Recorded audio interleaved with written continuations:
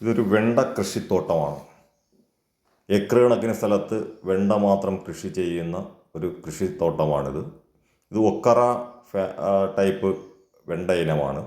ഇത് കണ്ടോ, നല്ല കായ് ഫലം തരുന്ന ഒരു വെണ്ട ഇനമാണ്. ഇതിൽ ഒക്കറ 7 ലൈൻ എന്നുള്ള ഇനമാണ് ഈ കൃഷി ചെയ്തിരിക്കുന്നത്. വളരെ നല്ല രീതിയിൽ ഹെൽത്തി ആയിട്ടുള്ള പ്ലാന്റാണ് ഇതെല്ലാം.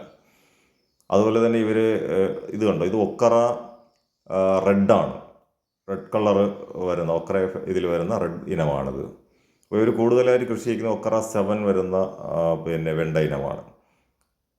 ഇത് നല്ല ഹെൽത്തി ആയിട്ട് ഉള്ളതാണ്. പിന്നെ ഇതിൽ അവർ ഉപയോഗിച്ചിരിക്കുന്ന വളമെന്ന് പറയുന്നത് കാലിവളവും അതുപോലെ തന്നെ കോഴി വളർത്തുന്ന തൊട്ടടുത്ത് തന്നെ ഒരു കോഴി ഫാമുണ്ട്. ആ കോഴി ഫാമിൽ നിന്ന് കിട്ടുന്ന വളവും ആണ്. അതുപോലെ തന്നെ ഇതിൻ്റെ ഇലകൾ കണ്ടോ, കീടനാശിനികളൊന്നും അടിക്കുന്നതല്ല.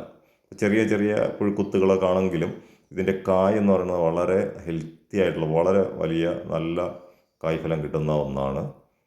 കീടനാശിനികളൊന്നും തളിക്കാത്തൊരു തോട്ടമാണ്. അപ്പം സാധാരണ രീതിയിൽ നാച്ചുറലായിട്ടുള്ള വളങ്ങളും അതേ രീതിയിൽ ഫോളോ ചെയ്ത് വരുന്നതാണ്. പക്ഷേ ഇവരുടെ കൃഷി രീതി എന്ന് പറയുന്നത് അതുകൊണ്ട് പോളിത്തീൻ ഷീറ്റ് കണ്ടോ വിരിച്ചിട്ടുള്ളതാണ്. ഇങ്ങനെ വേണം യഥാർത്ഥത്തിൽ കൃഷി ചെയ്യാൻ.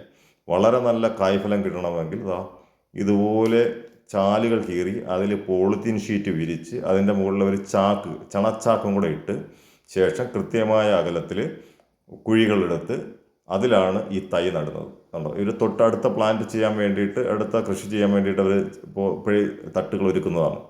ഇതിൽ കന്നുകാലി വളവും അതുപോലെ തന്നെ കോഴി വളവും അവർ ഫില്ല് ചെയ്ത് ഇപ്പോൾ ഈ ചാക്കുകൾ ഇടുന്നത് കൊണ്ട് തന്നെ ഈർപ്പം കുറച്ചധികാലം ഇതിൽ തന്നെ നിൽക്കും. അതുപോലെ തന്നെ മണ്ണിലെ ഈർപ്പം എന്ത് ചെയ്യില്ല, സൂര്യപ്രകാശത്തിൻ്റെ ഇതിൽ പ്രസ് ചെയ്ത് പോകാറുമില്ല.